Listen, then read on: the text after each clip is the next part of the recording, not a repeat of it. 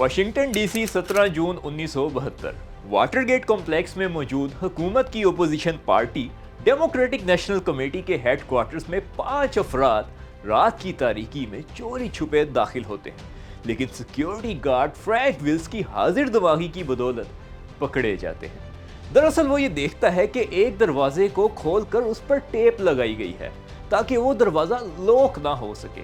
Security guard یہ دیکھ کر جلدی سے پولیس کو بلا لیتا ہے۔ یوں پولیس ان 5 افراد کو رنگے ہاتھوں گرفتار کر لیتی ہے۔ پہل تو محض یہ ایک چوری کا معاملہ لگ رہا تھا، لیکن ان چوروں کے پاس سے کچھ ایسا سامان برآمد ہوا جسے دیکھ کر یہ لگنے لگا کہ یہ کوئی معمولی چوری کا کیس نہیں ہے۔ دراصل جب پولیس نے ان کو رنگے ہاتھوں پکڑا تو ان کے پاس سے کچھ کیمرے اور جاسوسی کرنے والے خفیہ آلات برآمد ہوئے۔ یہ 5 لوگ کون تھے اور ڈیموکریٹک پارٹی کے ہیڈ کوارٹرز میں رات کی تاریکی میں جاسوسی کے آلات کے ساتھ کیا کر رہے تھے؟ اگلے ہی دن امریکی اخبار واشنگٹن پوسٹ کے فرنٹ پیج پر اس واقعے کی خبر شائع ہو گئی۔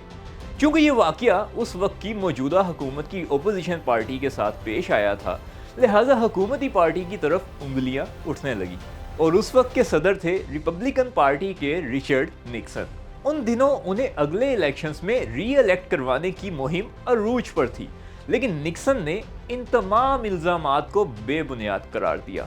اکتوبر 1972 سے واشنگٹن ڈی سی کے قریب ایک انڈر گراؤنڈ کار پارکنگ میں واشنگٹن پوسٹ کے صحافی بوب وڈورڈ اور بین سٹین کا ایک گمنام مخبر کے ساتھ ملاقاتوں کا سلسلہ شروع ہوا۔ اس گمنام مخبر کو ڈیپ تھروٹ کا کوڈ ورڈ دیا گیا۔ اس چوری کے بارے میں ڈیپ تھروٹ کے انکشافات چونکا دینے والے تھے۔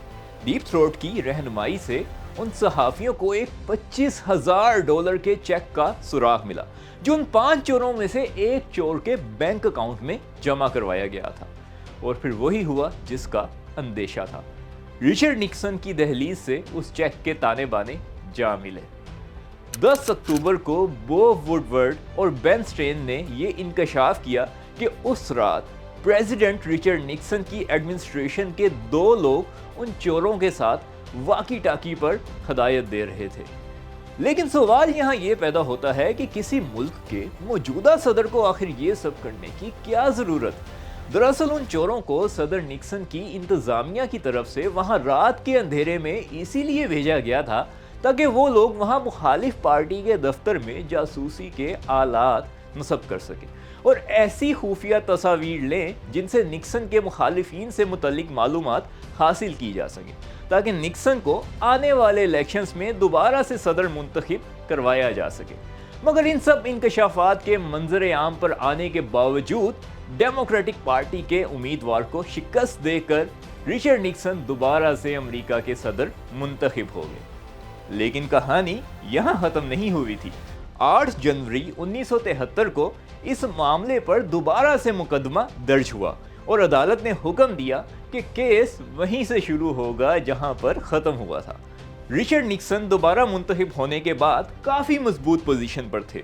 انہوں نے اہم شواہد کو تلف کرنے کا حکم دیا اور تحقیقات کو روکنے کے لیے اپنی ایگزیکٹو طاقت کا بھی استعمال کیا۔ جیسے جیسے وہ دونوں صحافی اس کیس کو مزید گہرائی میں انویسٹیگیٹ کر رہے تھے، ویسے ویسے ان دونوں کے ارد گرد گھیرا تنگ کیا جانے لگا، لیکن ان دونوں نے ہمت نہیں ہاری اور ڈیپ تھروٹ کی رہنمائی نے صدر نکسن کی کرپشن کے سب ثبوت بے نقاب کر دیے۔ لیکن آخر یہ ڈیپ تھروٹ تھا کون؟ 33 سال بعد 2005 میں اس راز سے پردہ اٹھا کہ نکسن کو ایکسپوز کرنے والا خفیہ مخبر دراصل FBI کا ایسوسی ایٹ ڈائریکٹر مارک فیلڈ تھا۔ اس کی مدد سے کچھ ایسے ثبوت منظر عام پر آ گئے جنہوں نے نکسن کی حکومت کا تختہ الٹ دیا۔ سب سے زیادہ نقصان دہ ثبوت وائٹ ہاؤس کی خفیہ ٹیپس سے ملے۔ ان ریکارڈنگ سے صدر نکسن کی پردہ پوشی میں ملوث ہونے، انصاف کی راہ میں رکاوٹ ڈالنے کی ان کی کوششوں اور ان کی قابل شرم گفتگو کو پکڑ لیا گیا۔ آڈیو ٹیپس کی وجہ سے نکسن کی بے گناہی کی کوئی گنجائش نہیں بچی تھی۔ پبلک کا ٹرسٹ ٹوٹ چکا تھا۔ نکسن کے خلاف عوامی احتجاج اتنی شدت اختیار کر گیا کہ بالآخر امریکہ کے پہلے صدر رچرڈ نکسن کو اپنے عہدے سے مستعفی ہونا پڑا۔ वाटर गेट स्कैंडल ये सबक देता है कि एक बार अगर लोगों का अपने लीडर पर से ट्रस्ट टूट जाए तो फिर चाहे लीडर कितनी ही मजबूत पोजीशन में क्यों ना हो, वो लोगों पर दोबारा से असरअंदाज नहीं हो सकता। लीडरशिप की इमारत जिस बुनियाद पर खड़ी होती है वो है ट्रस्ट, और यही है लीडरशिप का छठा कानून, लॉ ऑफ सॉलिड ग्राउंड। मैं हूं तैमूर बाजवा और आप देख रहे हैं 21 इररिफ्यूटेबल laws of leadership bye John Maxwell. जैसे किसी दरख्त की जड़ें उसके तने को जमीन में जोड़ के रखती हैं, वैसे ही ट्रस्ट एक लीडर को उसके लोगों से जोड़ कर रखता है। अवाम की नफ्सियात ये होती है कि वो एक ना तजर्बाकार लीडर को तो बर्दाश्त कर लेते हैं, लेकिन एक करप्ट लीडर को बर्दाश्त नहीं कर सकते। वियतनाम वार भी ऐसी ही एक मिसाल है जिसकी वजह से अमरीकी अवाम का अपनी लीडरशिप से एतबार उठ गया। लेकिन अब सवाल ये पैदा होता है कि लोगों का ट्रस्ट आखिर जीता कैसे जाए।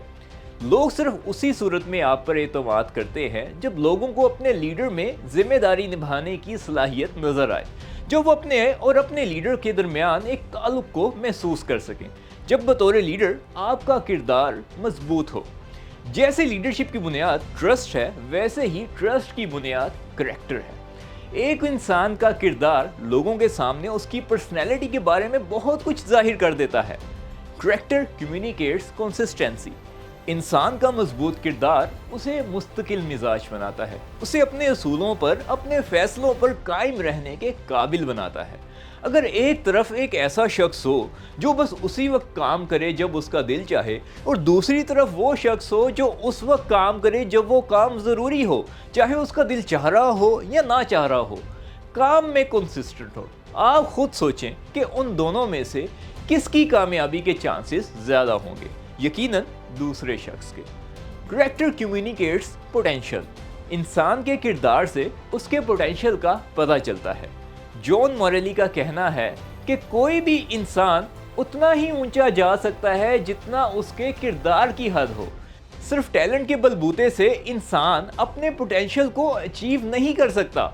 रीसेंट पास्ट में कुछ ऐसे पाकिस्तानी क्रिकेटर्स भी रह चुके हैं जिनकी बैटिंग का टैलेंट विराट कोहली की टक्कर का माना जाता था, लेकिन आज इंटरनेशनल लेवल पर कहीं उनका नामो निशान भी नहीं, क्योंकि अपने पोटेंशियल को अचीव करने के लिए सिर्फ टैलेंट काफ़ी नहीं होता। Character communicates respect. एक लीडर पर एतमाद तभी किया जा सकता है जब दिल में उस लीडर के लिए इज्जत हो, और इज्जत तभी कमाई जा सकती है जब इंसान का किरदार मजबूत हो। एक लीडर इज्जत कैसे हासिल करता है? अपनी माजी की गलतियों को तस्लीम करके, अपने ज़ाती एजेंडा की बजाय अपने फॉलोअर्स का फ़ायदा सामने रख के और उनके मुफाद के लिए बेहतरीन फैसले करके। इज्जत कमाने में तो सारी उम्र लग जाती है, लेकिन कमज़ोर किरदार एक ऐसे टाइम बम की तरह होता है जो कभी भी किसी भी वक्त ब्लास्ट होकर आपकी कमाई हुई इज्जत की धज्जियाँ उड़ा सकता है। इंसान जब कब्र में चला जाता है तो उसका जिस्म तो दफन कर दिया जाता है, लेकिन एक चीज जो उसके मरने के बाद भी दफन नहीं की जा सकती वो होता है उसका किरदार। अगर आप एक बार लॉ ऑफ सॉलिड ग्राउंड को तोड़ दें तो आपका अपने लोगों पर इन्फ्लुएंस खत्म हो जाता है। चलिए अब ये देखते हैं कि लॉ ऑफ सॉलिड ग्राउंड को हम अपनी जिंदगियों में प्रैक्टिकली कैसे अप्लाई कर सकते हैं। सबसे पहले तो ये इवैल्यूएट करें कि आपके फॉलोअर्स आप पर कितना ट्रस्ट करते हैं, और ये जानने के लिए खुद से ये सवाल करें कि क्या आपके फॉलोअर्स आप पर एतबार करके आपसे हर बात खुल के शेयर करते हैं या नहीं। सिर्फ अच्छी खबरें ही देते हैं या बुरी खबरों से भी आगाह करते हैं। सिर्फ तारीफों के ही पुल बांधते हैं या खुलकर नेगेटिव फीडबैक भी देते हैं। और अगर आप फिलहाल किसी लीडरशिप पोजीशन पर नहीं हैं तो ये जानने की कोशिश करें कि आपके कोलीग्स और आपका लीडर आप पर कितना एतबार करते हैं। ये पता लगाने के लिए आपको देखना होगा कि वो आपको कितनी बड़ी जिम्मेदारियां सौंपते हैं। दूसरे नंबर पर ये इवैल्यूएट करें कि अपने करैक्टर को मजबूत करने के लिए आप क्या एफर्ट्स कर रहे हैं। अपनी प्रोफेशनल स्किल्स को डेवलप करने के लिए तो बहुत से लोग एफर्ट करते हैं, लेकिन अपने करैक्टर को डेवलप करने के लिए बहुत कम लोग कॉन्शियस एफर्ट करते हैं। अगर आप अपने किरदार को मजबूत बनाना चाहते हैं तो आपको 3 चीज़ों पर काम करना होगा: इंटेग्रिटी, ऑथेंटिसिटी एंड डिसिप्लिन। अपनी इंटेग्रिटी اپنی ساکھ قائم کرنے کے لیے اپنے آپ سے یہ کمٹمنٹ کریں کہ کچھ بھی ہو جائے سچائی کو نہیں چھپائیں گے، چاہے اس میں وقتی طور پر آپ کو اپنا کوئی نقصان ہی کیوں نہ نظر آئے۔ اسی لیے تو ہمارے نبی صلی اللہ علیہ وآلہ وسلم کا فرمان ہے کہ مومن کبھی جھوٹ نہیں بول سکتا۔ خود کو اوتھینٹک بنانے کے لیے اس بات کا خیال رکھیں کہ دوسروں تک وہی بات پہنچائیں جس کی آپ مکمل تصدیق کر چکے ہوں۔ آج کل سوشل میڈیا کے دور میں ہم انجانے میں تصدیق کیے بغیر بہت سی فیک خبریں آگے شیئر کر دیتے ہیں۔ حقیقت کبھی نہ کبھی تو سامنے آ ہی جاتی ہے، لیکن حقیقت سامنے آنے کے بعد آپ کی اوتھینٹسٹی ختم ہو جاتی ہے۔ اب رہی بات خود کو ڈسپلن بنانے کی، تو اس کے لیے آپ کو اپنے آپ سے جہاد کرنا ہوگا، یعنی اپنے کمفرٹ زون سے نکلنا ہوگا۔ کام اس وقت کرنا ہوگا جب اس کام کی ضرورت ہو، یہ نہیں کہ جب آپ کا دل چاہے تب آپ وہ کام کریں۔ اور اب آتا ہے سب سے امپورٹنٹ پوائنٹ، اگر آپ نے ماضی میں کسی کا اعتبار توڑا ہے تو اس سے معافی مانگے۔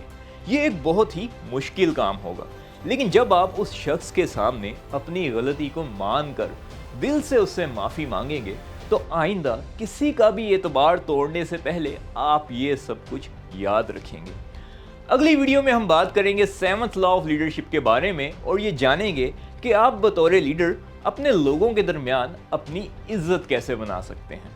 اگر آپ کو یہ ویڈیو پسند آئی ہو تو پلیز اس کو لائک ضرور کریں، اور اگر آپ 21 irrefutable laws of leadership by John Maxwell کی مکمل سیریز دیکھنا چاہتے ہیں تو ہمارے چینل تھنک بگ کو سبسکرائب کریں۔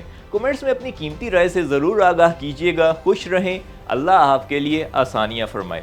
تھنک بگ کی طرف سے تیمور باجوہ کو دیجیے اجازت۔ پاکستان پائندہ باد۔